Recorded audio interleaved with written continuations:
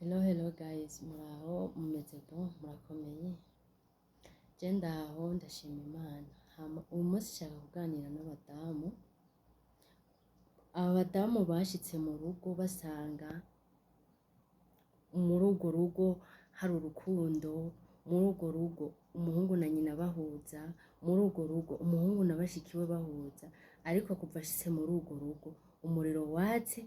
Ubu uwo mugabo wiwe umugenzi wiwe n'uwo mugore ntakija kwa mama wiwe, ntakija kwa mushikiwe, ntakibumviriza, ariko ubu umuryango wiwe n'uwo mugore.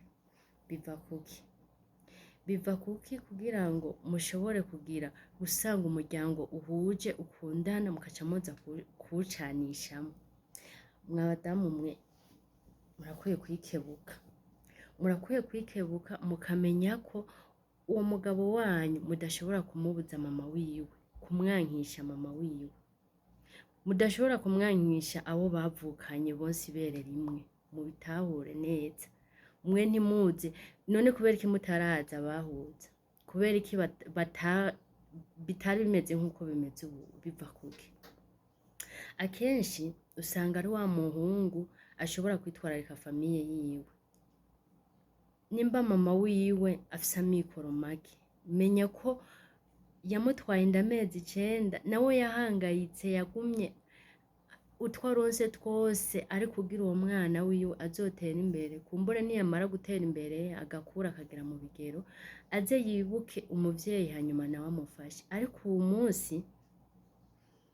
munsi kuva wowe ushika muri urwo rugo, uwo mugabo nta kintu na kimwe yoha umuntu w'iwabo. Ushaka ko igitenga gishira mama wawe, ntiyofasha mushikiwe bavukana ngo amufashe kumuriha minervare, azanye abana batoya biwe bagikeneye ubufasha. Kumbure muhiri wabo arabona ko mama we aramaze gusaza, nta buryo agifise bwo gushobora kurera abo bandi bana basigaye batoya biwe, ariko abazanye ngaho bigutera umutima mubi. Kandi Imana yarabahezagiye. Icambere ubanza gukora wirukana umukozi kugira abashiki babo banze baba abakozi ngaho. Ica kabiri wewe ugira ishari ukagira inzigo ati ko azanye abiwabo babiri, reka nanje nzane bandi babiri biwacu atumenye twese. Nimugabanye uwo mutima, mumenye ko nimba ari umugabo wawe ategerezwa gufasha famiye yiwe akifise, na cane cane ikeneye ubufasha. Nuco ushaka ko yama arafasha famiye yawe, ugasanga kwa mabukwe wiwe amugurira ibitenge, afise nk'amayora y'ibitenge bizimvye amaze kumugura, mugabo mama we wamuvyara ugasanga nagashwashwa ntashobora kuyironka. None biva kuki? Iyo ashatse gufasha abiwabo arinda kwinyegeza kugira ngo ntumenye ko agiye gufasha abiwabo, ariko ubwo si ubumuntu.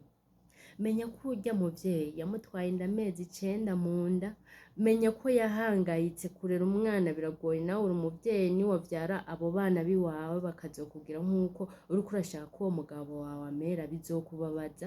Niwabona ubura ivyo urya ariko umwana wawe yarateye imbere mugabo ataco gufasha, bizokubabaza. Rero nawe reka afashe mama wiwe, reka afashe abo bivukana bagikeneye ubufasha.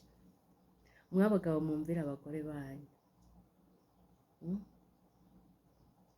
Uyu munsi mabukwe nimba agwaye, umugore azariruka, mama aragwaye, ibiki n'ibiki. Uca wiruka ku biti n'amabuye, uca wiruka urondera amafaranga yashira mama wawe aje kwivuza.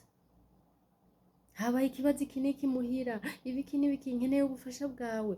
Ubwo nyene umugabo aca yiruka akaca aguha amahera.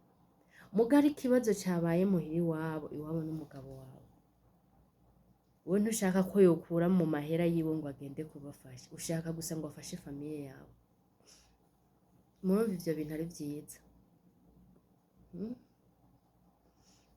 Mwabagabo mwikebuke, mwe mwamaze kwigura abagore banyu, mugaheba abavyeyi banyu. Ubu abavyeyi banyu bishwe n'agahinda, usanga no kurya arya ibitagira umunyu, usanga n'agahuzu kamuhererako, ariko udashobora kugura n'agatenge kagashwashwa ngo ugurire mama wiwawe, udashobora gufasha mushikawe kw'ishuri buca ataha, buca bamwirukana, buca abura na minervare yicare, canke arinde kuja guca itasha, ava kw'ishuri yongera aja guca itasha, aja kurima kugira ngo ashobore kuronka udufaranga two kuriha ishuri. Ariko wewe Imana yaraguhezagiye, abavyeyi bawe waciye ubibagira, abo muvukana warabibagiye, ubu umuryango wawe n'umuryango w'umugore.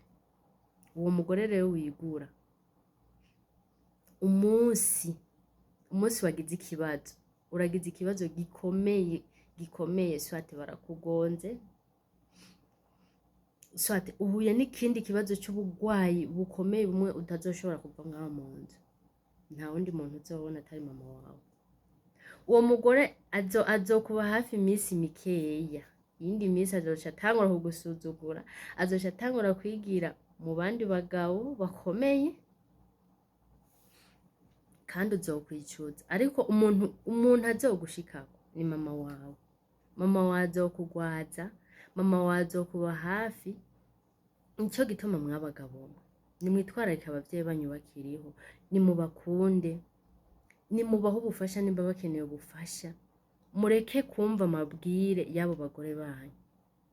Uwo munsi yaraje mu rugo, induru n'induru, injyane n'injyane. Urahana kubwira ko mama wawe ari umurozi, ko muroga. Yoba ari umurozi hoho ko atakurozi ukiri umwana ngo akwice ntubeho, akwice ntubeho. Ariko nimba yari umurozi, yarakubungabunze, yaragutwaye inda amezi 9, yaraguteye igise, yarahangayitse kugira ushobore kubaho, yaragusomesheje. Uyu munsi uriko urumva ngo yego kweri ngo mama wanje n'umurozi, ngo n'umugesera.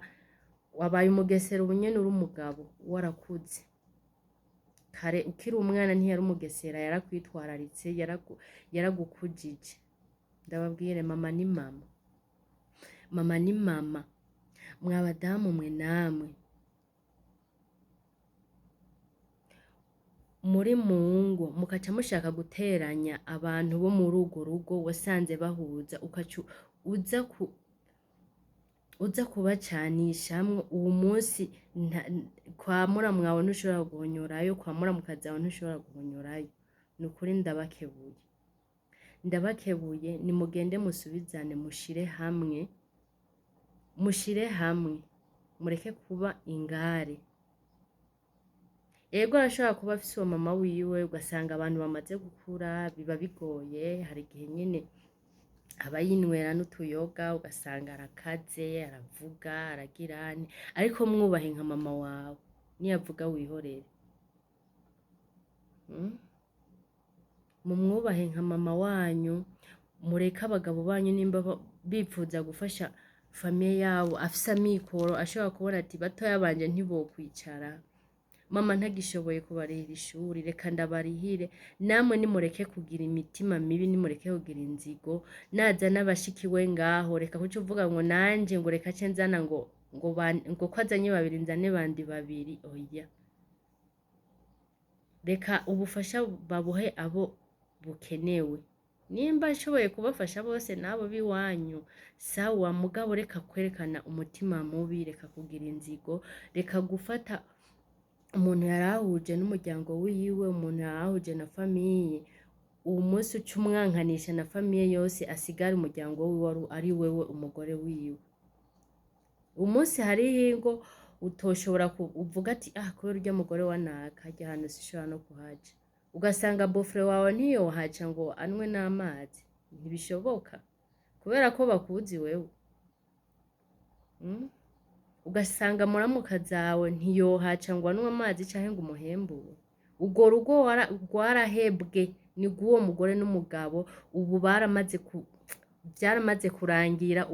Ubucuti bw'umugabo, famiye y'umugabo ubu hasigara ari famiye y'umugore gusa. Famiye kwa mama wiwe ntashobora kujayo, kwa bashikiwe nta rukundo, vyarahagaze kubera wewe. Nukuri Imana irababona. Hama twikebuke